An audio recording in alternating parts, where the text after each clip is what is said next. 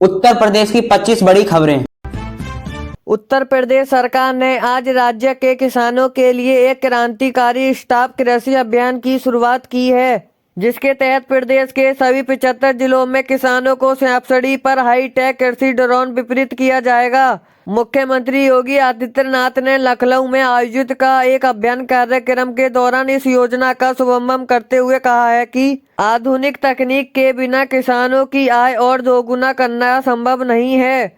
इसलिए सरकार का पारंपरिक खेती के डिजिटल खेती में बदलने की दिशा के ठोस कदम उठाए जा रहे हैं। इस योजना के अंतर्गत प्रगतिशील किसानों और सरकारी के सीमित ड्रोन के खरीदी पर 50 से 80% की भारी छूट दी जाएगी, जिसका उद्देश्य कीटनाशकों के छिड़काव को सुरक्षित बनाना और समय की बचत करना है। इन ड्रोनों की मदद से किसान अब 15 मिनट में 1 एकड़ की जमीन खेत को दवाओं की छिड़काव कर रहे हैं। इसके लागत में कमी आएगी और पैदावार में वृद्धि होगी। इसके साथ ही कृषि विभाग ने ब्लॉक स्तर पर ड्रोन ट्रेनिंग सेंटर स्थापित करने का निर्णय लिया है, जहां ग्रामीण युवाओं को ड्रोन उड़ाने का, उनके रखवार का प्रवेशवर प्रशिक्षित किया जाएगा, जिसमें गांव में ही एक नया रोजगार से अवसर पैदा होने का सरकार का लक्ष्य। आगामी 2 वर्षों में प्रदेश के हर गांव तक कम से कम एक साझा ड्रोन उपलब्ध कराना है, ताकि छोटे किसान इस महंगी तकनीकी का लाभ उठा सकें।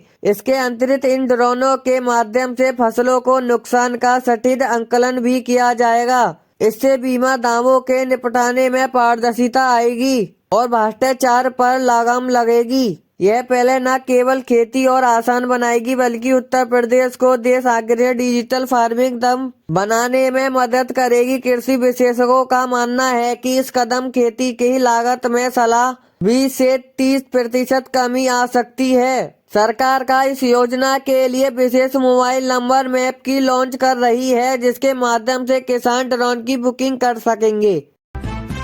उत्तर प्रदेश की राजधानी लखनऊ को धर्म नगरी वाराणसी से जोड़ने का प्रस्तावित high speed railway bullet train corridor के निर्माण की दिशा में एक बहुत बड़ी प्रगति हुई है। जब शासन ने इसके लिए भूमि अधिग्रहण की अंतिम अधिसूचना जारी कर दी है। यह कॉरिडोर राज्य के विकास के लिए एक गेम चेकर साबित होने वाला है, क्योंकि इसके तैयार होने के बाद लखनऊ से वाराणसी की दूरी अभी सड़क मार्ग से 5 से 6 घंटे तय होगी, वह सिमटकर मात्र 1.5 घंटे रह जाएगी। रेल मंत्रालय और राज्य सरकार के साझा सहयोग ने बनाया है कि इस प्रोजेक्ट को कुल लागत अरबों में है और इसके लिए जापानी तकनीकी का इस्तेमाल किया गया है, जिसमें सुरक्षा और गति का विशेष ध्यान रखा गया है। आज जारी अधिसूचना के अनुशासन के उन किसानों को बाजार से 4 गुना अधिक मुआवजा देने की घोषणा की गई है, जिनकी जमीन इस ट्रेन ट्रैक के दायरे में आ रही है, ताकि किसी प्रकार का विवाद उत्पन्न न हो। कॉरिडोर के रास्ते में पकड़ने वाले प्रस्तावक महत्वपूर्ण शहरों जैसे सुल्तानपुर और जोधपुर में भी अधिसूचना स्टेशन बनाए जाएंगे, जो पूरी तरह सोशल एजी के संचालित होंगे और वहां अंतर्राष्ट्रीय स्तर की यात्रा सुविधा उपलब्ध होगी। इस मेगा प्रोजेक्ट ने न केवल पर्यटन को बढ़ावा मिलेगा, बल्कि पूर्वांचल के विकास गति भी तेज होगी, क्योंकि वाराणसी और लखनऊ के बीच व्यापक आगमन बेहद सुलभ होगा।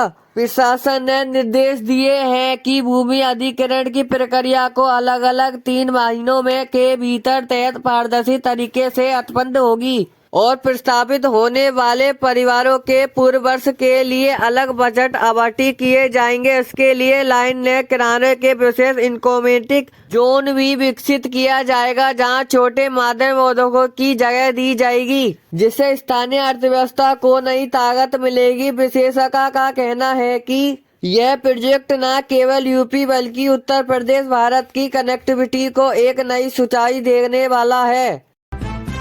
योगी सरकार ने आज पूरे देश में मिशन शांति के 5वें चरण के औपचारिक शुरुआत की है, जिसका मुख्य उद्देश्य महिलाओं के लिए प्रति होने वाले अपराध पर पूर्ण अंकुश है और उन्हें समाज में अधिक सुरक्षा महसूस कराना है। इस नए चरण के तहत राज्य के हर जिले में संवेदनशील इलाकों में बाजारों में 500 नए पिक पुलिस बूथ स्थापित किए गए हैं, जहां केवल महिला पुलिस कर्मी की तैनाती होगी, ताकि महिला बिना किसी डर के अपनी शिकायत दर्ज कर सकें।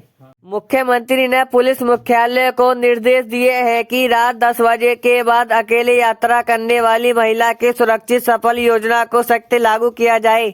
इसके तहत महिला यूपी 112 कॉल करने की पुलिस स्मार्ट की सुविधा मांग रही है। इसके साथ ही छेड़छाड़ी की घटना को रोकने के लिए एंटी रोमियो के स्मार्टों को भी अधिक आधुनिक उपकरणों को जैसे बॉडी वर्म कैमरों को वायरल सेटों के लिए लैस किया जाएगा, ताकि मौके पर ही अपराधियों को पहचान सके। सरकार स्कूलों को और कॉलेजों को छात्रों को आत्मरक्षा का अनिवार्य परिचित देने का कार्यक्रम चला रही है, जिसका लक्ष्य बेटियों को शारीरिक और मानसिक रूप से सशक्त बनाना। आज के कार्यक्रम में यह भी घोषणा की गई है, हर थाने में एक महिला हेल्प डेस्क को अभी 24 घंटे सक्रिय किया जाएगा। वहाँ तैनात महिला दरोगा सीधे उच्च अधिकारियों को अपनी रिपोर्ट भेजेगी।